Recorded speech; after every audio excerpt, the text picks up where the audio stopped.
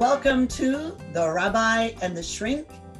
I am Dr. Margarita Gurri, known as Dr. Red Shoe, and this is the amazing Rabbi Yonason Goldson. How are you, Rabbi, today? I am wonderful, Doctor. It's a pleasure to be with you again, as Always a always. pleasure.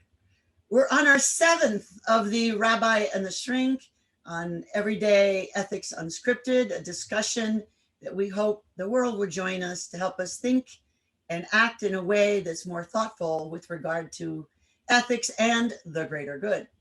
So today's topic is generosity. Want to kick us off? What are your thoughts, sir? Last time we talked about limits, and today we're talking about generosity. What are your thoughts? The generosity, I think, is a function of kindness. And according to Jewish philosophy, the world is built on kindness. Because for those of us who believe in a creator, he didn't need us. He wasn't lacking for stimulation or gratification. And so why did he create the world? As an act of love, as an act of giving, as an act of kindness, to create beings who could benefit from living rich lives. And so if we think of kindness as the foundation of our existence and as the first quality of the Almighty, then to give is truly divine. It is emulating the actual creation process. And by doing that, we become partners in creation through the act of giving. Looking at, ask anybody today. We're all talking about the benefits of service, being of service. Right? When we give, that validates us as more than isolated individuals. We have this expression that we all teach our kids: it's better to give than to receive. The question is, do we actually believe it? But the truth is, when we give, that's empowering. It makes us feel that we have what to give, that we are creatures of value, that we can make a positive contribution in the lives of others. And tapping into that feeling, that mindset, that mentality is incredibly validating and a source of tremendous joy. Well, I would agree with that. I would agree with that like crazy. You know, I've raised lots of kids. You've raised lots of kids. We've got grandkids. The thing that is so precious is to see kids are naturally generous. You're feeding a little baby, can't talk, they want to feed you back. You know, I think that the first instinct is to be generous. And yet, as we get older, I see that many people have their kindness and generosity diminished. And I don't know if it's ever possible to have it not be diminished. It can certainly grow again. But what do you think about that? Why does our generosity diminish with time? That's a fascinating question. And you actually reminded me of a study where they took children, I think they were 2 or 3 years old, very, very young. And they gave them, I think it was like a bowl of little candies. And they had the choice to either eat them or feed them to puppets. And they filmed them, and then they studied their facial expressions, and they found that the children registered more joy feeding the candy to puppets than they registered when they were actually eating it themselves. So to some degree, it is hardwired into us to be generous, to be giving. I think the problem really starts at birth, though, because what is a baby? A baby is the ultimate taker. They take food, they take attention, they take cleaning, they take thought and energy and money. And if they don't get what they want immediately, they scream, which usually provides an immediate response. It does. And unfortunately, some of us never outgrow this phase. I want it, I scream for it until I get it. Certainly, parenting is the process of trying to wean your child, not just off mother's milk, but of the need for immediate response to crying and screaming. And um, we have this idea, which is really kind of nonsensical, that we are all going to be naturally good parents without any study, without any instruction. And it's probably the most important job we're ever going to have in our lives.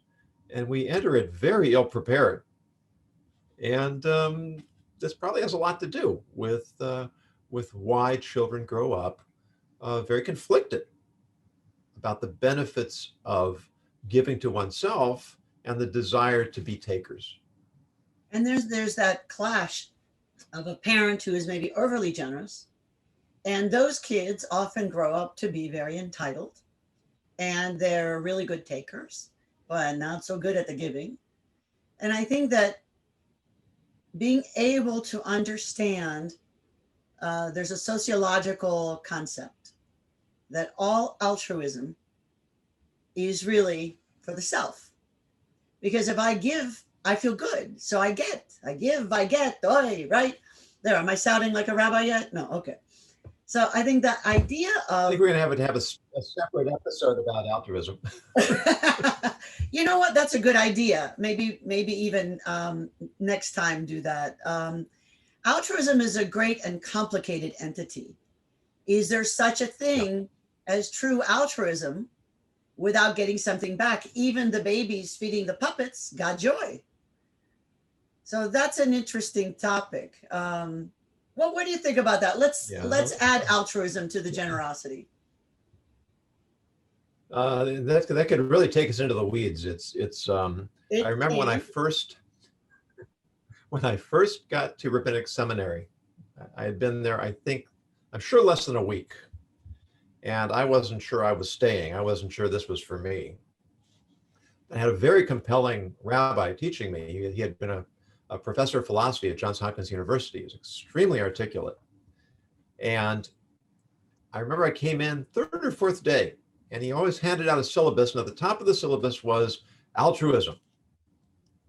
And I thought, okay, now I've got him, because I've got altruism all figured out. There's no such thing as altruism. Everything we do is motivated by self-interest. And if I'm doing something nice, it's only because there's some sort of reciprocity, whether it's you owe me one, or I feel empowered, or I feel joy of giving. I'm ready for this. He sits down, he looks around the room, and he says, any college sophomore will tell you there's no such thing as altruism. It was devastating. Not only did you know what I was thinking, I was already several steps ahead of me.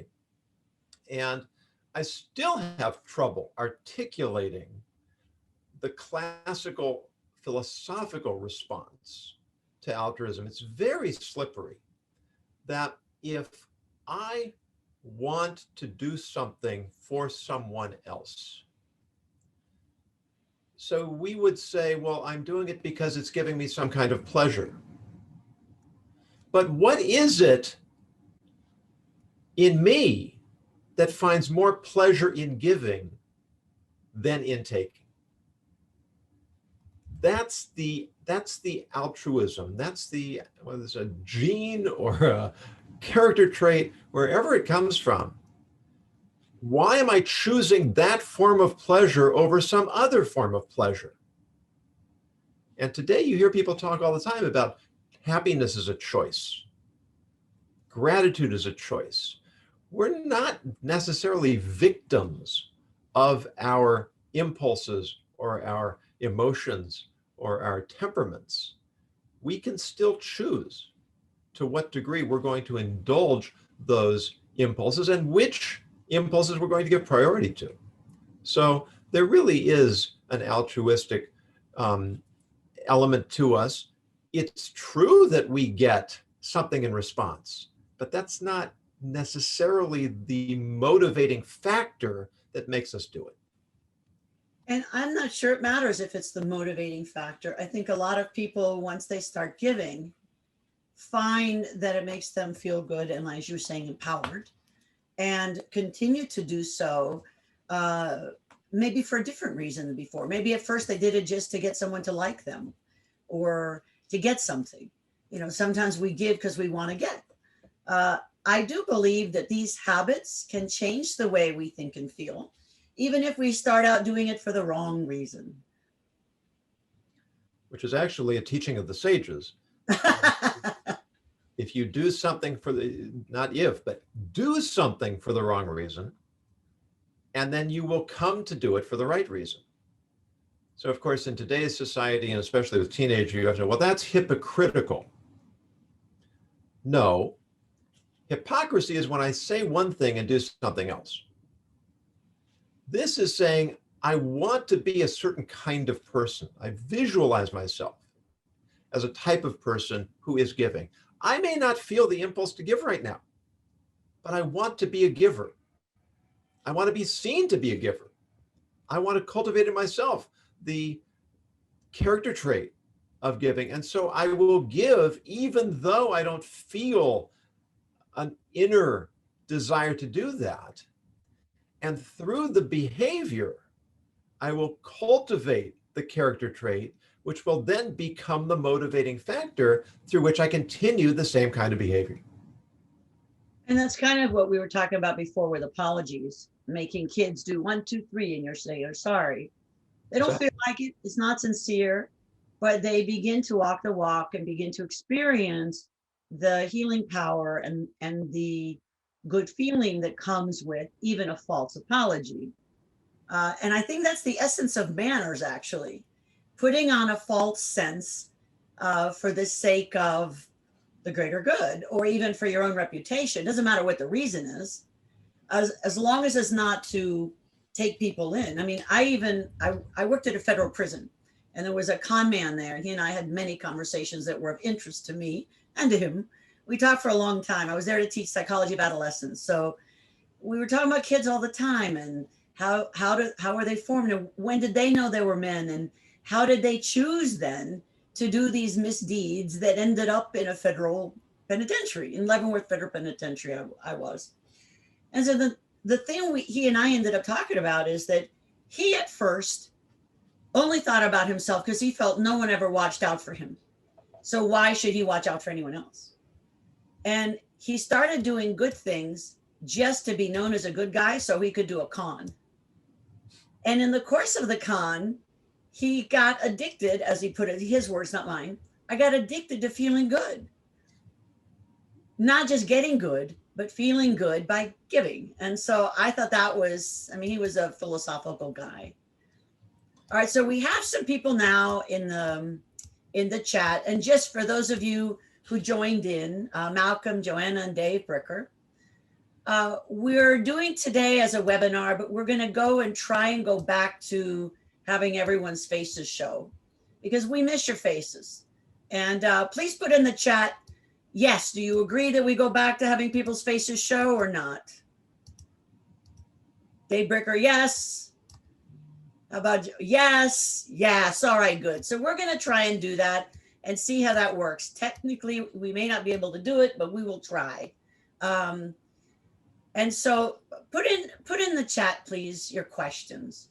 What comments do you have? Do you think someone can be, I'll use the Catholic word, converted to the light side by doing false generosity? Can it convert them to being true, selfless givers? The great 12th century philosopher Maimonides said that most of life is habit. And that if we develop good habits, we'll have a lot more mental energy available to then deal with the situations that don't fall under those habits. We'll raise the bar for ourselves, and we'll be better positioned to make better choices when the unexpected comes about. The less we have to think about it, I may have mentioned this in the past, but it's always intrigued me that Steve Jobs, they say, always wore a black turtleneck and jeans. And his closet was filled with black turtlenecks and jeans because he knew that he was going to be having to make hard decisions and complicated decisions all day long. And he wanted to save that mental energy so he could offset the effect of what we call decision fatigue. That when he had to make the really tough decisions, he wouldn't have squandered that decision-making ability on something to him as trivial as what he was going to wear that day. I think that makes sense. I mean, I do know that good habits, if you do things in the regular time, end up saving us from bad decisions in the long run and but from wasting time. Creating a joyful rhythm is what I think is parenting is all about, or being a boss. If you set a rhythm for what you expect, you're going to get, you're going to raise the bar. And I think too many people don't do, they resist rhythms. It doesn't mean you have to be rigid, but I think having rhythms of the mind and of giving. So, what do you all think about the idea of conversion? And put questions in. Do you believe that someone who is not at all a giver, who pretends to be a giver, can somehow get contaminated and become a giver? Let's see what they thought. Joanna says it depends. Oh, go ahead. What do you learn? Your con man learned a lesson about writing his feel good hormone. Others may change and learn a different lesson. That's so true, Joanna. I think that's entirely true. What were you going to say, Rabbi? Just that we want to visualize. I think I said this already. And what kind of person do I want to be? When I give my ethics keynotes, I suggest when we wake up in the morning, take 1 minute, literally 1 minute. Ask yourself, what can I do? What do I need to do today to be a better person than I was yesterday? When I go to bed at night, ask myself, what do I need to do tomorrow to be a better person than I was today? And just asking ourselves the question and taking literally 60 seconds to think about the answer. We're framing the day. We're putting our own mind in a certain mode of self-improvement. What's the definition of someone said, what's the definition of a good Jew? Somebody wants trying to be a better Jew, but let's universalize it. What's the definition of a good person? Somebody's trying to be a better person. Because we're here to grow. We're here to contribute. We're here to live lives that are meaningful and purposeful. So how can I better position myself? How can I recreate myself, reinvent myself so that I am someone who contributes more to the world? And just thinking in those terms is going to set us on course to be successful in that area, which will lead to success in every aspect of our lives. I think that's very well said. I think that the issue then, so I see something from Dave. I suppose it's possible. Oh, he knows people who he loves from a distance because they don't seem to have the makeup to be giving. And I think everyone has the makeup, but some people are impaired in their giving. Some people are too hurt, or they were entitled because they were given to too much and not allowed to stretch their giving muscles. They did not feel important enough from their own needs, so they felt falsely important by what people did for them. Some people need proof of love. This proof of life.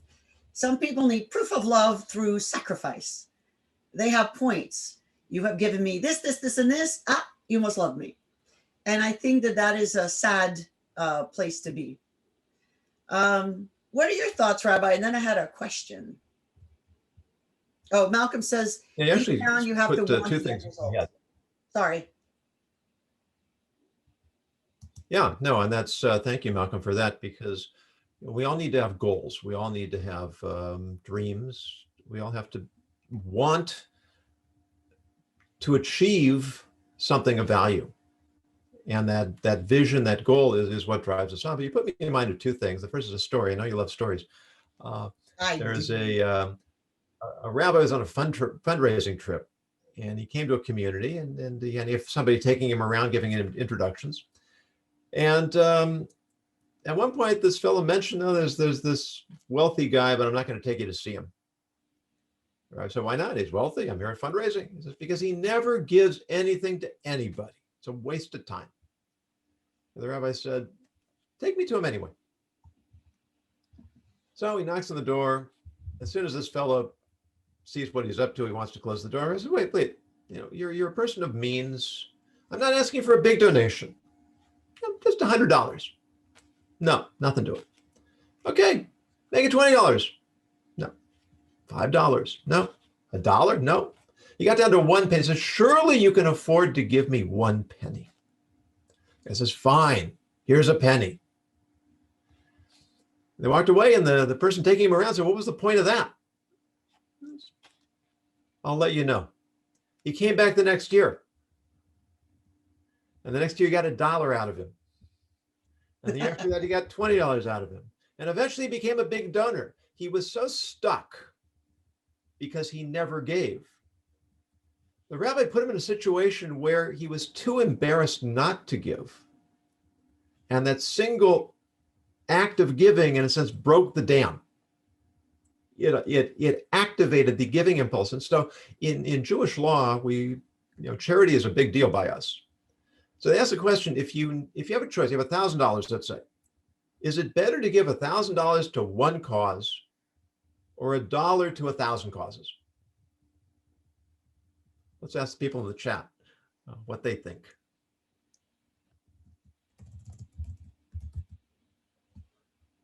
So you can answer, is it better to give 1,000? Let's put it just that way. Is it better to give 1,000 to just one cause? Yes or no? As opposed to $1 to 1,000. So Malcolm says 1 to 1,000.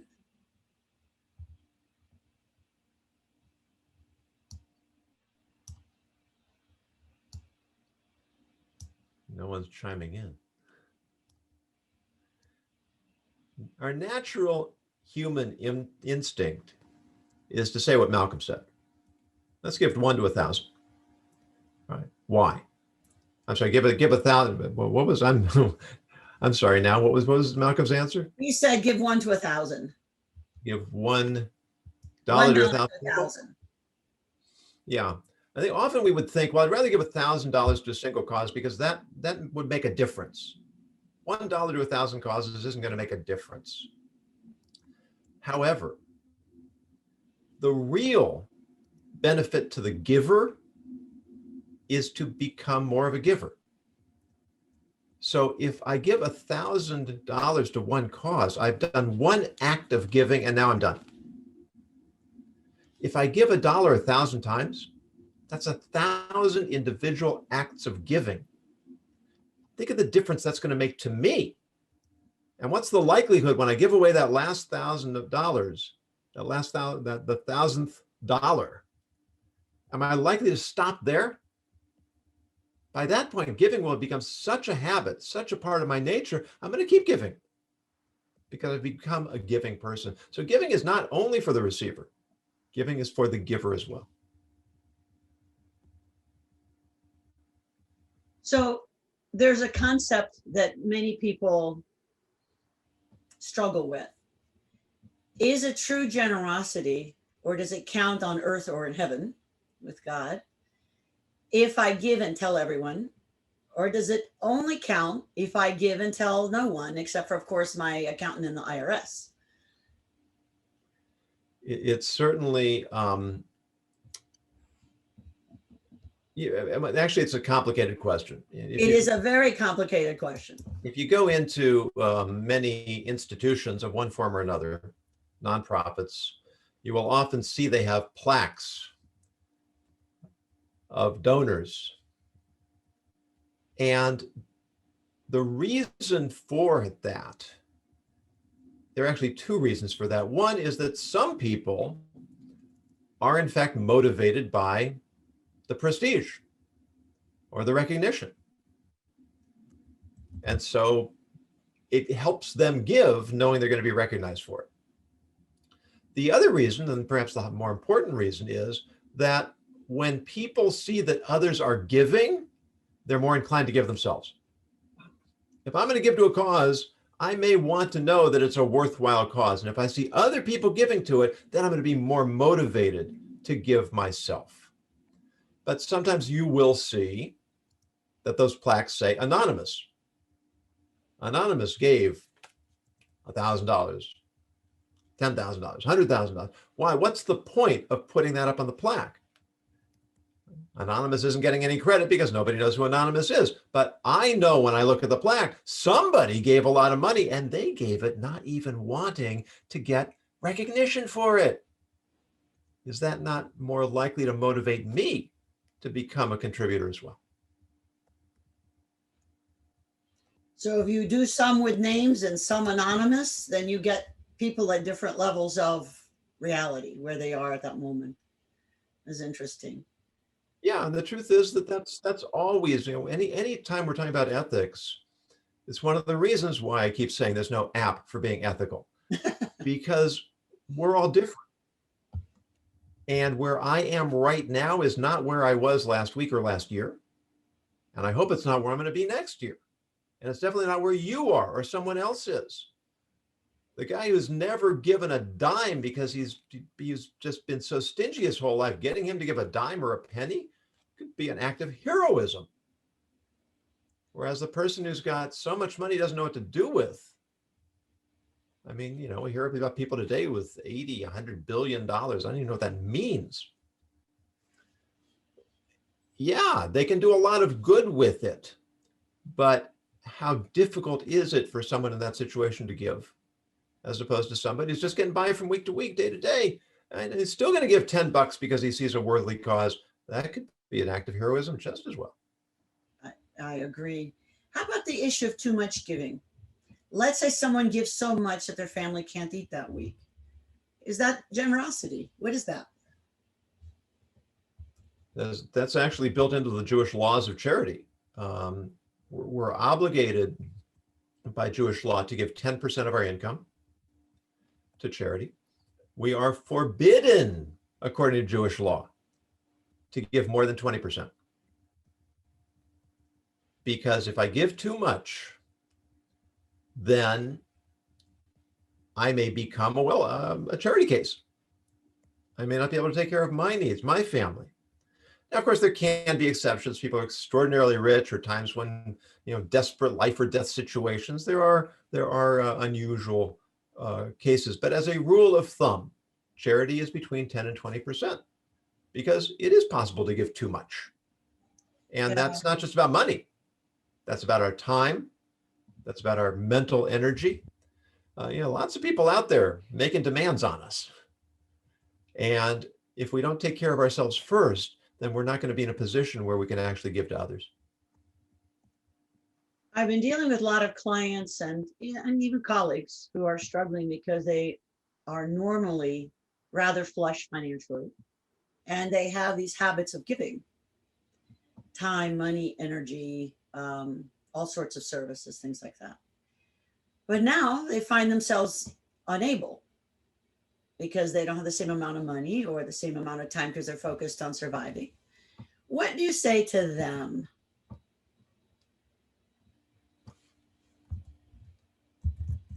Can you elaborate on the question a little bit? Okay, so let me be specific. One of my colleagues called me and said, I have a dilemma and I'd love your input. He normally gives a certain amount of money to a foundation, and he normally does a bunch of free stuff for various individuals and groups, but he can't right now, not at the same level, because with COVID, he's a speaker. With COVID, his income went way down because speakers are still speaking, but depending on your business model, you're not going out doing keynotes, you're doing it, from your little frame, right?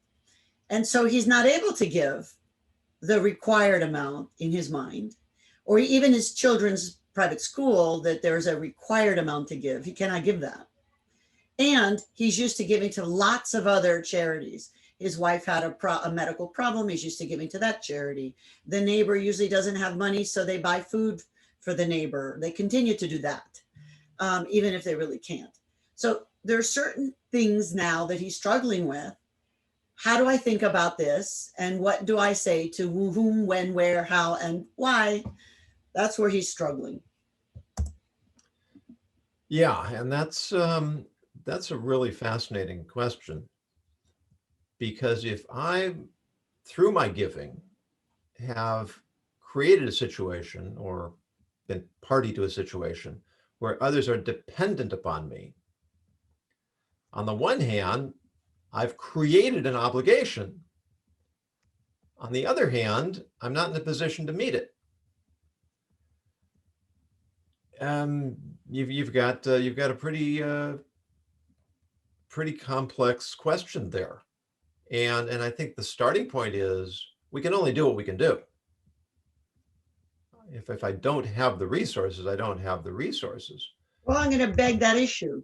As if I'm wealthy, I can sell stuff, even stuff that's near and dear.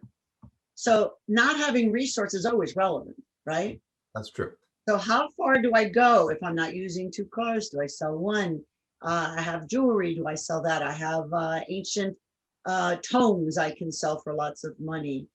So then the question is, where do we set that limit? Going back to last week, with the issue of generosity when circumstances change.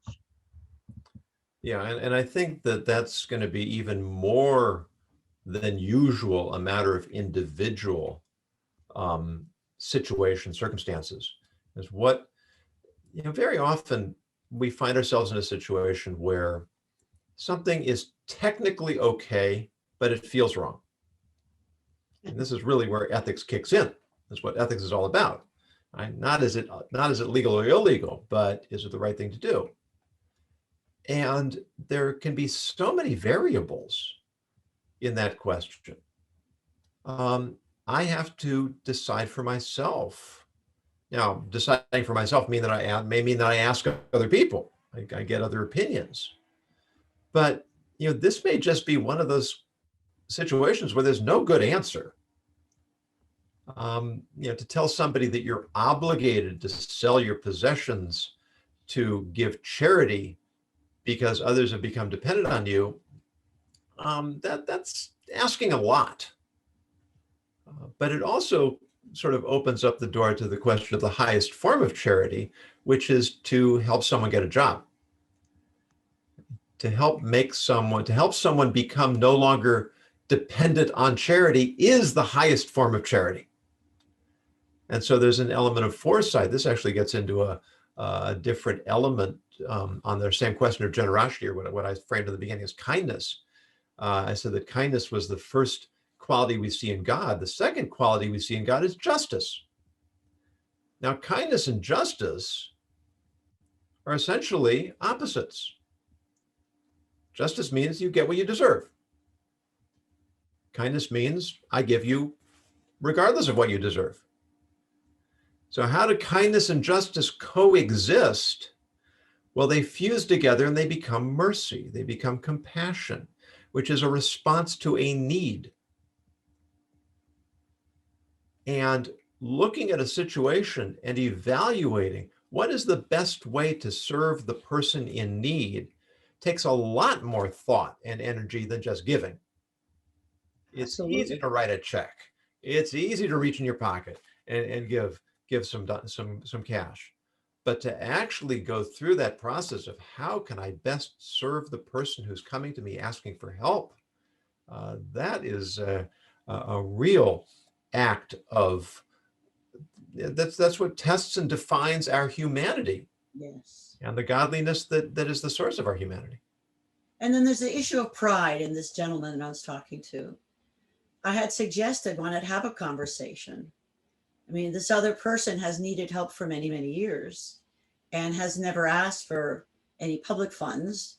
And this person has earned public funds and, in fact, is disabled from having been in service in the paramilitary area. I don't want to narrow it down, fire, police, whatever, all the paramilitary stuff, and is eligible for benefits, but has not because of their pride.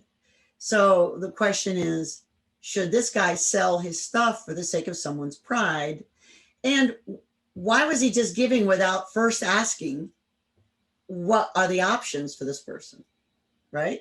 Now, we just had a lot of discussions, and I don't know what he ended up deciding, but the issue is, I think you bring up the great idea is the greater good is helping someone do for themselves and not be dependent, unless, of course, that's the only solution. And sometimes it is. Sometimes people really cannot do for themselves, right? Yeah, And yet I have found that people say who can't do for themselves sometimes get stuck on the idea of the giving and then afford stuff that other people don't afford because not their money. So it's, right. it's an interesting dilemma, right? How do you resolve that? There's a story Um, that's handed down from the sages. One of our greatest sages of all time is named Hillel. And Hillel said that you should give charity according to a person's needs, even to the point where you buy a man a horse to ride on, and you hire him a servant to announce his coming. Now that's a pretty radical statement. So the commentaries explain that there was this very wealthy fellow, and he always had a horse to ride on, and he always had a servant to announce his coming, and he lost his money. Not to the point that he was lacking for bread, but he couldn't afford the horse and the servant anymore. And what Hill is teaching us is that psychological pain, psychological distress is as real as physical want or physical distress. And that you have to take that into account when you plan your charity. So how do you make a calculation between the psychological dependence of a wealthy person who lost his wealth and a person who's really struggling to put food on the table? That wasn't Hillel's actual lesson. That's a different part of the calculation. But to recognize psychological need, and it's also telling us something more profound, which is, would you want to be that guy who is so dependent upon the horse and the servant that you can't function, you can't go out of your house because you don't have those things anymore? I mean, I'd be pretty embarrassed if I needed such things. I always remember the story of the guy who, the business owner, he pulled into his parking lot one morning, his parking space. And next to the parking space, he saw his secretary's parking space. She had bought a new car. And it was the same model BMW that he had. What do you think he did? Put the Not the car in next reverse, model. drove to the nearest BMW dealer, upgraded to a better model. His car was absolutely fine until the moment he pulled into the parking space. And all of a sudden, his car is no longer good enough. This is all part of the mindset that we want to cultivate or don't want to cultivate, to have a sense of what's really valuable in our lives, so that we don't get caught up in these distractions that actually make it harder for us to do the right thing. Well, I speak on my experience as coming as a refugee from Cuba, and our families had means and were financially blessed. And coming here, I noticed a huge difference. My parents said, "We're Americans now. We're free. There's no complaint." They never complained. And yet I saw other people who had not the same means that my parents had. I didn't know that. I was told when I asked. I was only 5, so what do I know, right?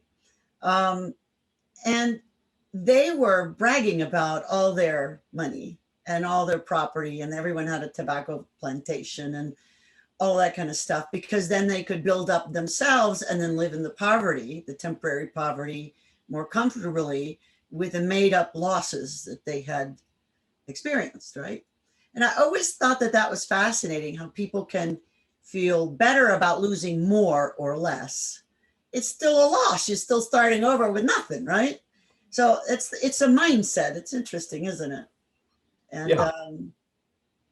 I didn't understand it. I have to say I still don't quite understand it. As a psychologist, I can give reasons and sound like I know what I'm saying, but emotionally, I still don't get that. But it is what it is. So Malcolm was saying, how about passing on this year and make it up in the next year? And I think we addressed that issue already, that maybe they're just dependent on it. And I still think the most generous thing to do there is to have a conversation, because generosity is two ways. I have to be generous as a giver and as a receiver, right? So what would be the most generous thing we could do to help that neighbor or that loved one or that stranger? How do you meet both needs with a generous spirit? It's an interesting question and not an easy one. How do we make that happen? I will tell you another story. I love your stories. That the head of a big institution in Israel came to a wealthy person in the States and made a pitch for a big donation. He wanted $1 million. That person said, "Listen, I know I'm wealthy. I'm just not prepared to give you $1 million right now." So the rabbi said, "Okay, how about a loan? Lend us $1 million, and when you need it back, we'll pay you back." Okay, he went for it. Wrote up a contract, lent them $1 million. A couple of years later, there's a fellow, you might have heard of him in the news. His name was Bernie Madoff. And this wealthy fellow lost everything. Except because he lent the institution $1 million, he was able to get that $1 million back.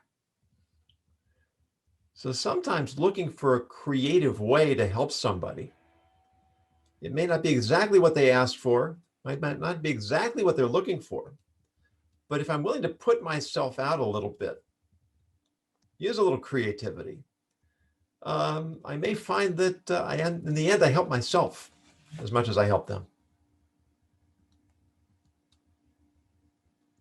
Of course, my question is, with all the restitution, was it really his million?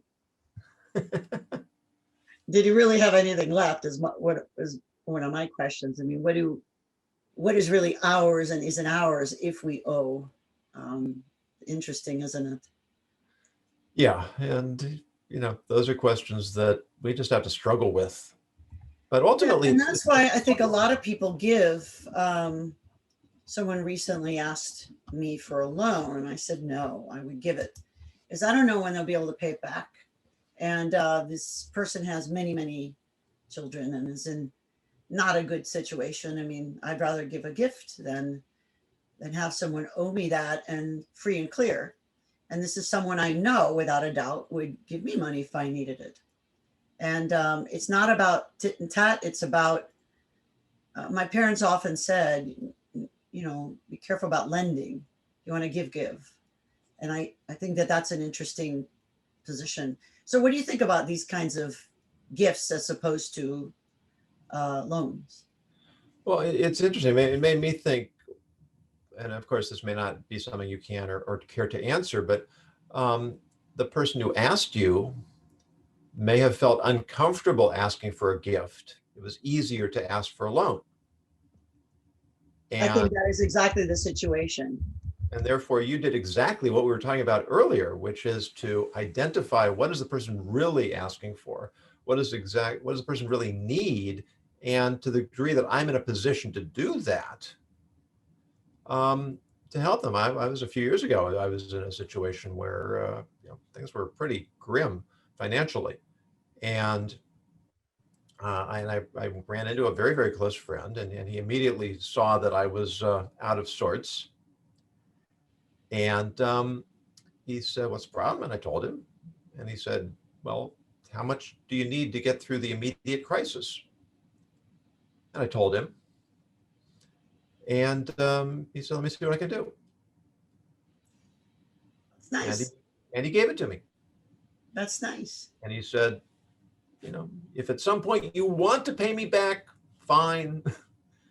If you want to pay it forward to someone else who needs it, fine. If you need it for yourself forever, fine. No strings attached. And that was so liberating, already dealing with lots of debts. What an act of kindness. Not having another debt. Yeah. I think that's an act of mercy. And an act of mercy. That's beautiful. Well, Dave Berker says if it's one thing to help people, it's another to jump in the water to save someone from drowning. What do you say to that?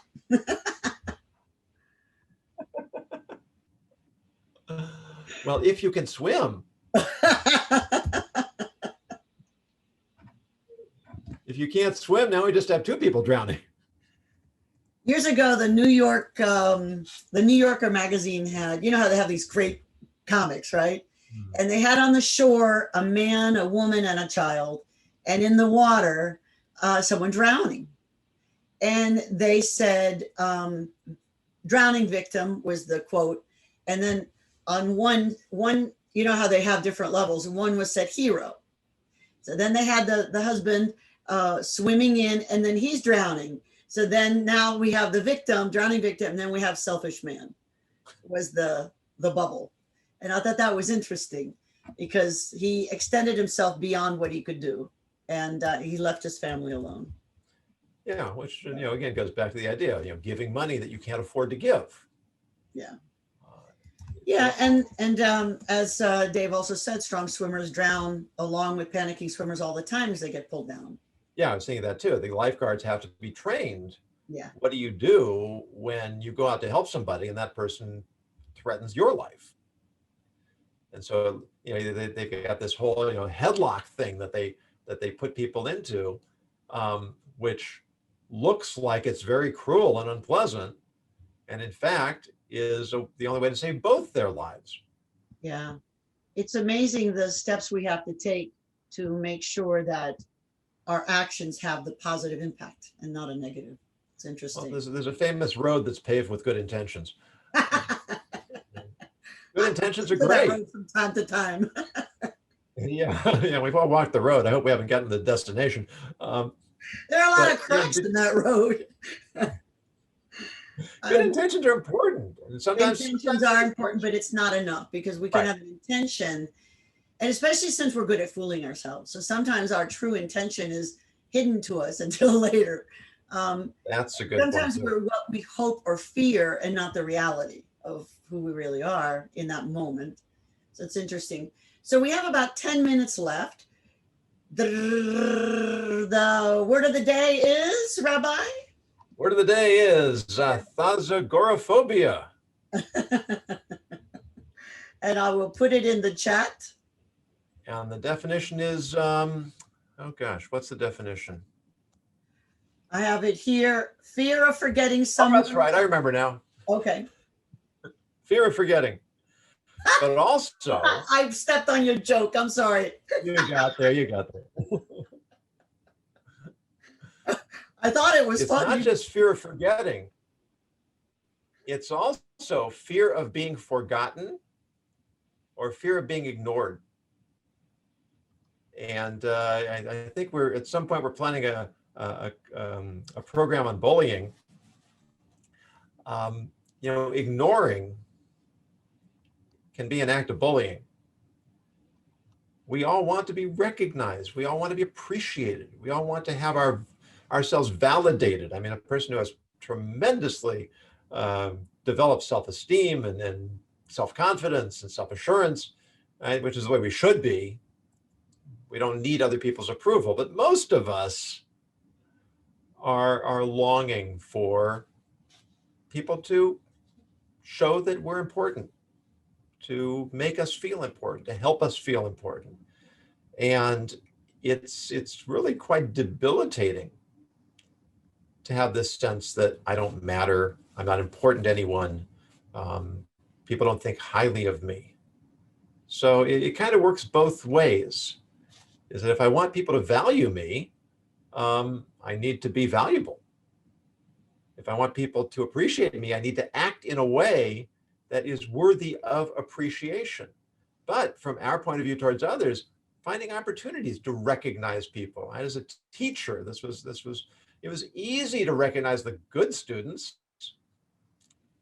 or I should say the accomplished students, but looking for opportunities to recognize students that may have been weaker, that may have been struggling, to help them with their self-confidence. Look, you can succeed in this too. You have value too. You're important too. It's all part of the human interactions and building a healthy society.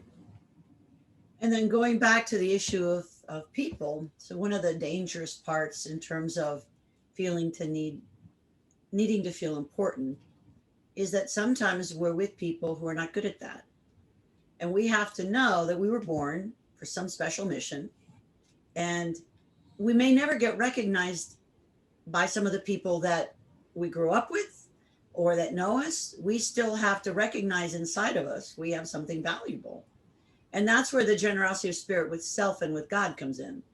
If you know God made you just the way you are, quirks and all, you have to find a reason. Oh, why was I born? Why was I chosen?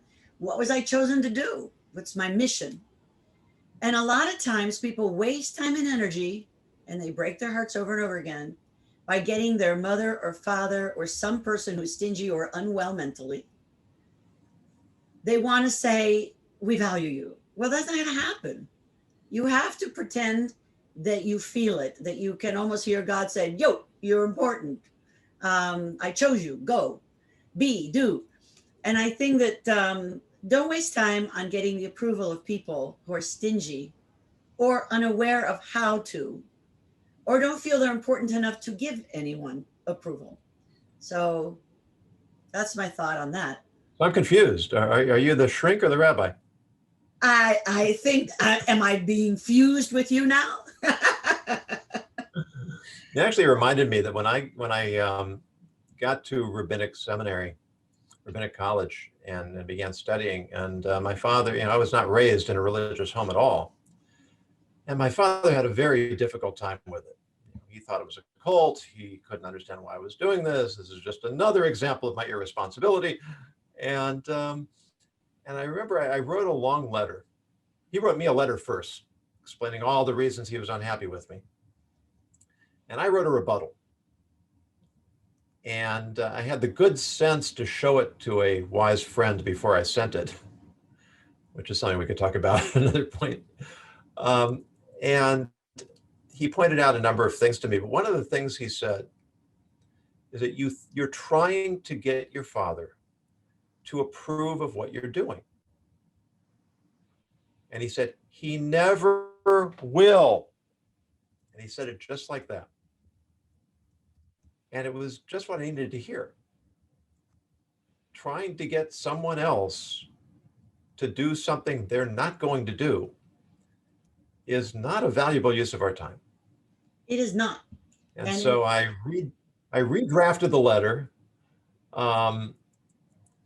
Subsequently, many years in the future, when I became a rabbi, I had a title, I was a teacher, I was publishing articles, I was a success on my father's terms, then he began to respect me. And rather than demanding that he do something that he was never going to be able to do, I was patient until circumstances came about where we could heal the relationship and move forward from there. And that may never happen. I mean, some people are never going to give you. And it may never happen. Exactly. It may never happen, and you have to be okay with that. In fact, I've known so many couples who stay together waiting for the person to tell them this or that or do this or that for them. And you have to act as if you are the most amazing person in the world. And if it's going to happen, you have to make it. You can't wait for someone. You have to make it happen if it's going to happen. And if you're being wonderful and doing everything you need to do and whatever, and it still doesn't happen, then you have to think about that and what are you going to do with that? So I see too many people causing harm by remembering we are in charge of our own generosity and remembering God's generosity. And kindness. Unreasonable expectations are the source of much suffering. And I think that that's a lot of what you and I deal with. You know, people who are heartbroken. Because of expectations that have been just thrown down a cliff, you know. And some of it is not our fault. I mean, sometimes we get betrayed. Sometimes people really do disappoint us, and that's painful. And we have to live with that. Painful, but it's up to us to decide how to handle it. Right.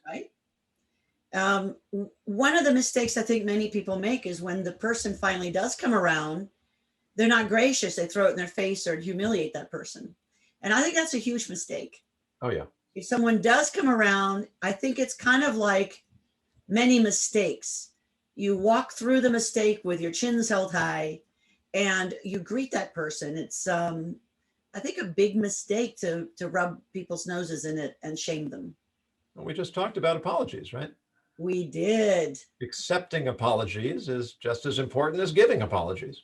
Yeah. And sometimes people give an apology by assuming that we have no memory. They're going to act as if they never said or did the hurtful thing, and they're just going to get in line. If that's the best they can do, we can try and ask for an apology, but we may not get it. And it is a form of an apology. It's not a good one. It's not a full apology. But you know what? Much of life is deciding how generous we want to be in our spirit, isn't it? Yeah, that's very well said. Well, thank you, sir. We're closing out. Does anyone have one last thing they want to say? And then I'll ask the rabbi to give a last word of wisdom, because he always has one. We have a silent chat room. All right, Rabbi, your turn, sir. I heard this many, many years ago, and it has stayed with me. And it goes back to that cliche that it's better to give than to receive. So if that's true, and we believe it is, then what's the greatest gift you can give someone else? That's the opportunity to give to you. So sometimes taking can be giving if it's done with the proper spirit of generosity. I remember we had a situation when I was in seminary where the cook from the cafeteria she had a commitment one night, and she asked one of the students to take over to serve the dinner that night. And she said she would pay him for his time. And he said, I'm happy to do it, but you don't need to pay me. And she insisted, no, I want to pay you. And he insisted, I don't want you to pay me. And I just happened to be sitting close by when he came and asked the rabbi what he should do.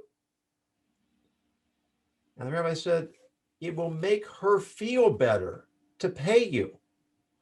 Why do you want to take that away from her? If you don't want the money, you can give it to charity yourself. But if it will make her feel better to pay you, let her pay you. It's not taking away from your act of kindness in helping her in the first place.